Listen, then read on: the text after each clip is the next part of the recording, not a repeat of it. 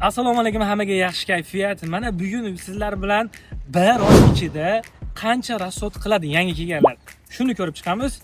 Nimalar bo'ladi bu videoda? Birinchisi, albatta biz uchun uy-joy kerak. Uy-joylar rasxodi, undan keyin yeb-ichish, ovqatlarga rasxodlar, undan keyin esa albatta bizning harakatlanishimiz uchun taxmin emas, endi oddiy transportlar bo'ladi.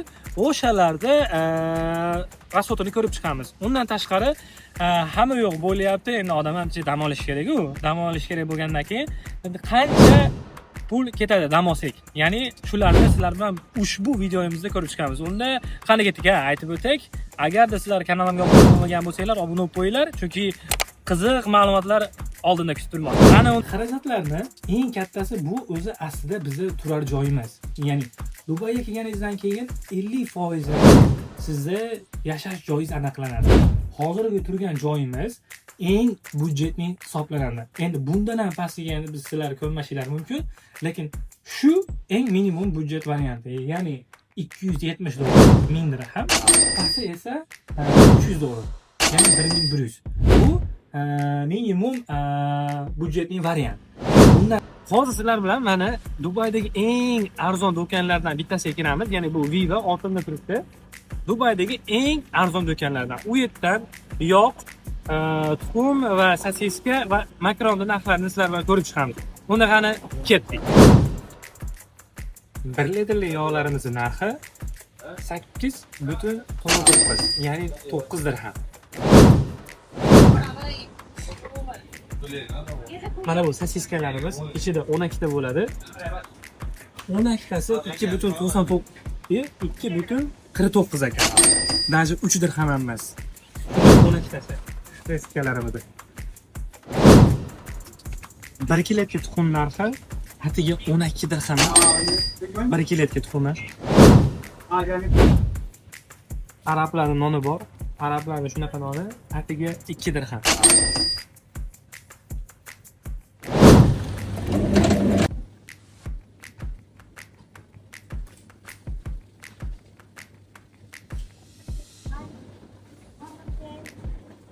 Şu soğuğumuz, yani tabii orange, apelsin soğuğumuz 5 dirham.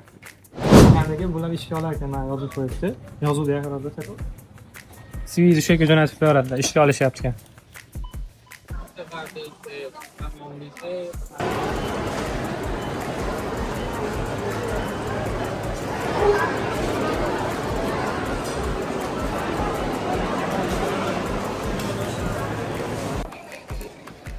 Agar ko'chada ovqatlanadigan bo'lsanglar 32 dirhamdan bo'lar ekan. Bitta burger, bitta suvi va bitta nima deydi, frayzi. Hammasi 32. Uyda ovqat qilsanglar ancha arzon. Buni yoqimli ishlatadi bizga. Akalar, mazasiga gap yo'q. Lekin o'ylaymanki bu budjetli variant emas. Sizlarga ham endi mazasi lekin zo'r. Sitga o'xshab ketyapman. Mana ko'rdinglar, oddiygina joyda bir ovqatlanish bizga 32 ga tushdi, lekin uyga ro'zg'or qiladigan bo'lsangiz, yog'larning narxlari, tuxumlar уже hammasini ko'rsatdim. Eng budjetli variant bu. Siz agar uyda ovqatlanadigan bo'lsangiz, sizga budjetli variant bo'ladi, lekin ko'chada ovqatlanaman desangiz, ko'proq ketib qoladi. Qancha deydigan bo'lsa, mana hozir ko'rdinglar, 32 ketib qoldi. Uyda ovqatlansanglar, asha narsa 2 barobarga kamayadi. Ya'ni 10 dirham atrofiga qoningizni bemalol bir kunga to'ydirsangiz bo'ladi. Hozir Dubay transportlarini sizlarga hisoblayman. Ya'ni ko'rib turganinglardek ikkita yo'li bor. Yo qimmatroq, yo arzonroq. Arzonrog'iga shu avtobuslar bilan tepada ko'rganingizdek metro liniya. Ya'ni metroda eng qimmati 7 dirham, eng arzoni 3. Avtobusda ham 3 bilan 5 atrofida. Lekin taksi nech pul deb o'ylaysizlar? Izohlarda yozib turing, men sizlarga aytib o'taman. Taksi qanchaligini. Uni qani ketdik.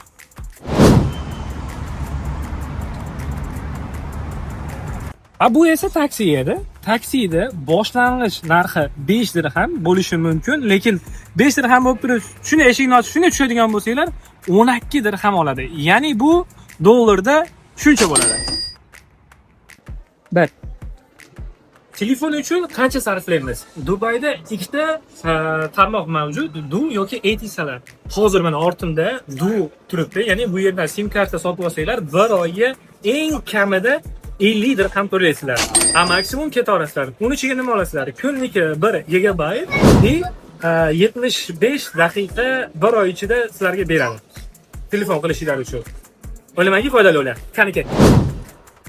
Dam olishga keladigan bo'lsak, endi dam kunlari mana bu tarafda ko'rib turganlardagi plyaj bor. Kelasizlar mutlaqo bepul. Mana cho'miladigan joyi ham, ya'ni suv sho'r bo'lganidan keyin cho'milishinglar kerak bo'ladi. U ham mana tekin cho'milishyapti. Mutlaq bir so'm ishlatmasdan kelib, maza qilib, hordiq olib, mana plyajda dam olib ketsanglar bo'ladi. Endi ishlash vaqtlari buni 24/7 ishlaydigan bu beach shunaqa. Lekin boshqa joydagilar ayrimlari 7 dan keyin yopiladi. Lekin bu yetimiz mana bu panarlar borligi uchun 24/7 ishlashadi. O'ylamanki sizlarga videomiz yoqdi. Yoqqan bo'lsa bitta like, bitta kommentariy qo'yib qo'yasizlar. Keyingi videoda qanaqa bo'lishini xohlaysizlar. O'shanga qarab turib videolarni olib chiqamiz. Va kelasi videoda uchrashguncha sizlar bilan xayr.